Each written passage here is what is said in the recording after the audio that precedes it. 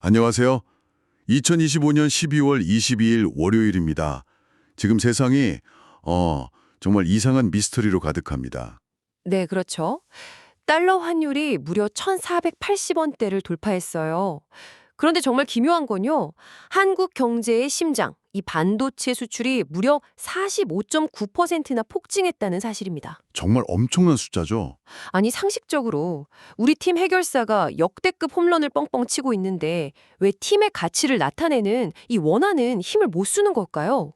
이상하잖아요. 바로 그 풀리지 않는 수수께끼가 오늘 저희가 깊이 파고들 주제입니다. 아, 드디어. 네, 그럼 이 복잡하게 얽힌 실타래를 한번 같이 풀어보죠.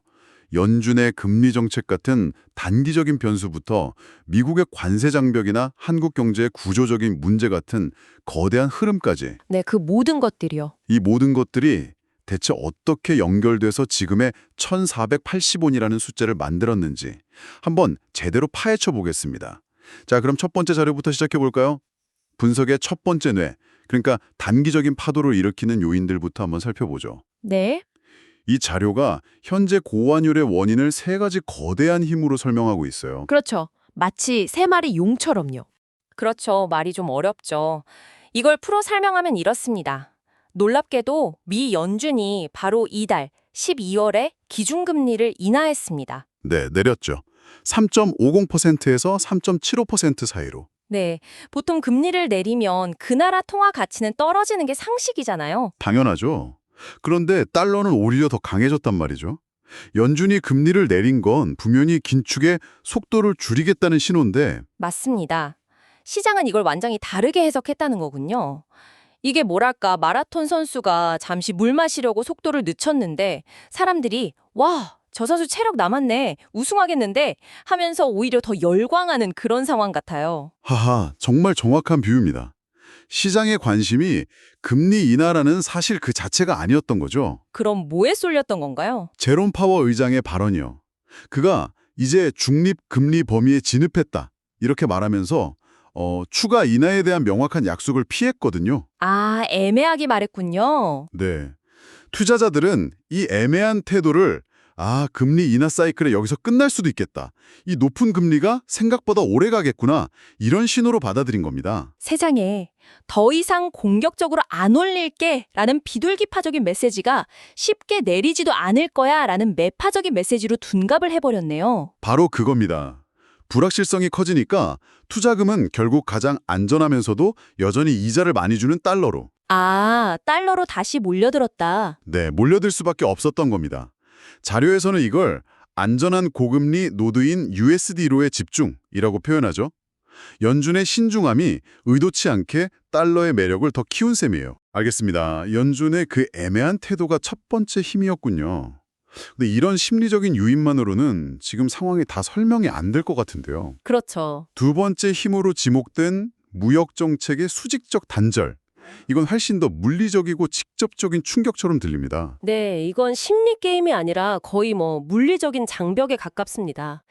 자료를 보면 지난 2025년 4월에 관세 쇼크가 있었잖아요. 네, 있었죠. 그 이후에 환율이 다시 1480선을 뚫고 올라갔다는 점을 지적합니다. 특히 미국의 그 자국 우선주의 관세 정책이 한국의 전통적인 주력 수출 품목에 집중되고 있다는 게 문제입니다. 구체적으로 어떤 분야가 타격을 받고 있나요? 자료에 나온 12월 초 대미 수출 3.2% 감소. 이 숫자만으로는 체감이 잘 안 돼서요. 그 숫자를 자세히 들여다보는 게 중요합니다. 그 3.2% 감소가 균일하게 나타난 게 아니거든요. 아, 그런가요? 네. 자료에 따르면 관세가 직접 부과된 자동차 부품이나 철강 제품, 이쪽 수출액은 두 자릿수 감소율을 보이고 있습니다. 두 자릿수요? 네. 그런데 관세랑 상관없는 품목들은 오히려 소폭 성장했어요. 이건 미국의 정책이 한국 경제의 특정 부분을 아주 정밀하게 타격하고 있다는 뜻입니다. 아, 한국으로 달러가 들어오는 여러 파이프라인 중에서 굵직한 몇 개를 아예 잠가버리는 그런 효과를 내고 있는 거죠. 그렇군요. 결국 반도체가 아무리 많은 달러를 벌어와도 자동차나 철강 쪽에서 그 이상으로 달러 유입이 막히고 있다는 이야기네요. 맞습니다. 이게 바로 우리가 처음 던졌던 그 질문의 실마리가 될 것 같습니다. 세 번째 힘, 한국 경제의 노드 집중 위험과 직접적으로 연결되겠네요. 바로 그 지점입니다. 이 자료님 현재 상황을 노드 집중 위험이라고 진단하는데요. 한국 경제 전체가 반도체와 AI라는 단 하나의 강력한 수직 노드에 너무 심하게 의존하고 있다는 겁니다. 농구팀에 비유하자면 한 명의 슈퍼스타가 혼자 80점을 쏟아부어도 나머지 선수들이 전부 0점이고 수비가 엉망이면 경기에서 질 수밖에 없죠. 이길 수가 없는 것과 같습니다. 그 의존성이 과거에도 문제점으로 지적되긴 했잖아요. 근데 지금처럼 환율에 직접적인 약점으로 작용하는 이유는 뭘까요? 다른 산업들이 예전보다 더 안 좋아졌기 때문인가요? 네. 그 불균형이 이제 임계점을 넘었다고 시장이 판단하기 시작한 겁니다. 임계점을 넘었다. 반도체의 45.9% 성장한 정말 엄청난 숫자지만 동시에 자동차, 철강, 기계 같은 전통 산업의 부진이 가속화되면서 반도체의 성과를 갉아먹고 있는 거죠. 그리고 더 중요한 건 이런 불균형이 한국의 전체 성장률 전망치 자체를 끌어내렸다는 사실입니다. 0.8%에서 1.6% 사이로요. 외국인 투자자들 눈에는 이게 어떻게 보일까요? 반도체를 빼면 한국 경제 펀더멘털이 흔들리고 있다. 이런 신호로 비치는 거죠. 저쯤은 에이스 한 명 빼면 미래가 불투명하네 하면서 팀 자체에 대한 평가를 낮추는 겁니다. 알겠습니다. 지금까지 분석의 듀얼 브레인 중 첫 번째 뇌, 단기적인 파도를 만드는 세 가지 힘을 살펴봤습니다.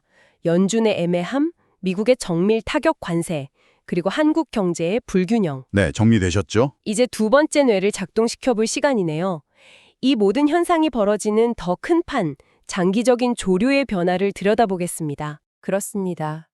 두 자료 모두 현재의 글로벌 경제 시스템을 계층 구조라는 틀로 설명하는데 이게 현 상황의 본질을 아주 잘 보여줍니다. 계층 구조요? 이 거대한 시스템의 최상위 계층, L1이라고 하죠. 여기에는 미국의 재정 패권이 자리 잡고 있습니다. 미국의 재정 패권. 네. 자료는 여기서 달러를 단순한 기축통화가 아니라 절대 진리, 그라운드 트루스라고까지 표현합니다. 어떤 상황에서도 신뢰할 수 있다는 거죠. 절대 진리라니 거의 종교적인 표현이네요. 규칙 제1조. 어떤 일이 있어도 달러는 무너지지 않는다. 이 믿음이 모든 것의 시작이다. 이 말이군요. 네. 그리고 그 아래 중간 계층 L2에 공급망 재편이 있습니다. 과거에는 효율성이 제일 중요했지만 이제는 안정성, 신뢰성이 우선되면서 전 세계 공급망이 미국 중심으로 재편되고 있거든요. 그렇죠. 한국처럼 공급망 의존도가 높은 나라는 이 과정에서 미국의 정치적 결정에 매우 취약한 구조가 될 수밖에 없는 거고요. 그리고 마지막으로 가장 아래 기초계층 L3가 바로 AI 연산 수요군요. 맞습니다. 이게 현재 한국 경제 그리고 원화 가치를 겨우 떠받치고 있는 유일한 기둥인 셈입니다. 이 세 가지 계층 구조를 종합하면 어떤 결론이 나오나요? 아주 날카로운 결론에 도달하게 됩니다. 현재 원화는 시정에서 기술력은 세계 최고 수준이지만 정치 및 정책적 방어력은 매우 낮은 노드로 평가받고 있다는 겁니다. 기술력은 높은데 방어력은 낮다. 네. 즉 AI 반도체라는 세계 최강의 수직으로 찌르는 창은 가졌지만 외교나 무역 협상 같은 수평으로 막아내는 방패가 부서지면서 시스템 전체가 위험에 노출된 형국이죠. 예전에는 모두가 물가지표만 쳐다봤는데 말이죠. 그 변화가 지금 상황을 이해하는 데 가장 중요할 수 있습니다. 두 번째 자료를 보면 시장 참여자들의 관심이 인플레이션이 얼마냐에서 다음 관세 타겟은 어디냐로 완전히 이동했다고 분석해요. 완전히요? 네, 자료에 One Big Beautiful Bill Act 같은 구체적인 법안 이름이 언급되는 것 자체가 그 증거입니다.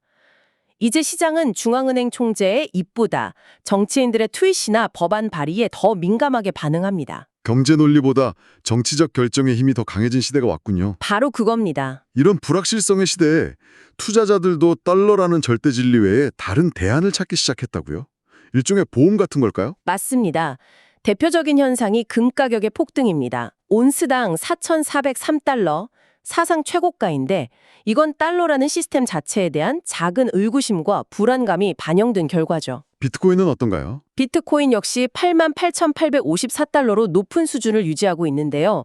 더 흥미로운 점은 최근 그 움직임이 나스닥 기술주와 분리되기 시작했다는 겁니다. 그 동조화 현상에서 벗어나는군요. 네. 과거에는 기술주와 거의 운명 공동체처럼 움직였는데 이제는 독자적인 안전자산 혹은 위험 회피 수단으로서의 가능성을 시험받고 있는 거죠. 좋습니다.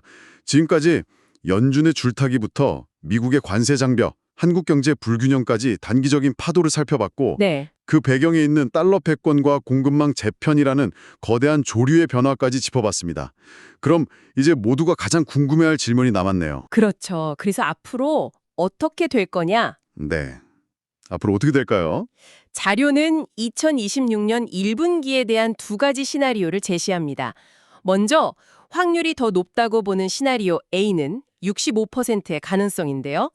단기적인 고통이 먼저 찾아오는 그림입니다. 단기적인 고통이요? 네, 미국의 관세 정책이 구체화되고 그 충격이 현실화되면서 환율이 일시적으로 1,520원까지 치솟을 수 있다는 겁니다. 1,520원이요? 와, 상상만 해도 아찔한 숫자입니다. 그야말로 외환 위기 수준의 공포감이 시장을 덮을 수도 있겠는데요? 하지만 그 충격이 정점을 찍은 이후에는 그동안 억눌려왔던 한국의 강력한 반도체 수출 실적이 마침내 힘을 발휘하기 시작할 것으로 봅니다. 아, 반등이군요. 네, 펀더멘털의 힘으로 환율이 다시 1,420원에서 1,450원 사이의 박스권으로 회귀하면서 안정을 찾을 거라는 예측입니다. 그야말로 정신없는 롤러코스터 장세가 펼쳐지는 거죠. 그럼 35%의 확률을 가진 시나리오 B는 어떤 내용인가요? 시나리오 B는 미 연준이 시장의 예상을 완전히 뒤엎는 경우입니다. 경기 침체에 대한 우려 같은 것 때문에 훨씬 공격적으로 금리를 3.0% 이하로 내리는 거죠. 아, 이 시나리오에서는 달러의 매력도가 급격히 떨어지면서 달러 가치가 하락하고 원달러 환율 역시 1,380원대까지 빠르게 안정될 수 있습니다. 다만 현재로서는 그럴 가능성이 상대적으로 낮다고 보고 있는 거고요. 결국 미국의 정치적 결정이라는 거대한 파도와 한국의 기술력이라는 방파제가 어떻게 힘겨루기를 하느냐에 따라 단기적인 경로가 결정되는 셈이군요. 정확합니다. 자, 오늘 저희가 깊이 파고든 이 내용들을 바탕으로 마지막으로 당신에게 생각해 볼 만한 질문을 하나 던져드리고 싶습니다. 경제가 반도체라는 강력한 수직적 창을 가졌지만 외교나 정책 같은 수평적 방패가 취약해서 어려움을 겪고 있다는 것이었습니다. 그렇죠. 창과 방패. 만약 당신이 이 상황에 놓인 한 기업의 CEO라면 미국의 관세 정책 같은 거대한 흐름을 직접 바꿀 수는 없겠죠? 네, 그건 불가능하죠. 그렇다면 이 예측 불가능한 글로벌 불안정성으로부터 당신의 기업을 지키기 위해서 당신만의 수평적 방패를 만들기 위해 어디에 어떻게 투자하시겠습니까? 생산 기지를 여러 나라로 다변화하는 것에 집중하시겠습니까? 아니면 완전히 새로운 시장을 개척하거나 지금까지와는 전혀 다른 방식의 기술 동맹을 모색하시겠습니까?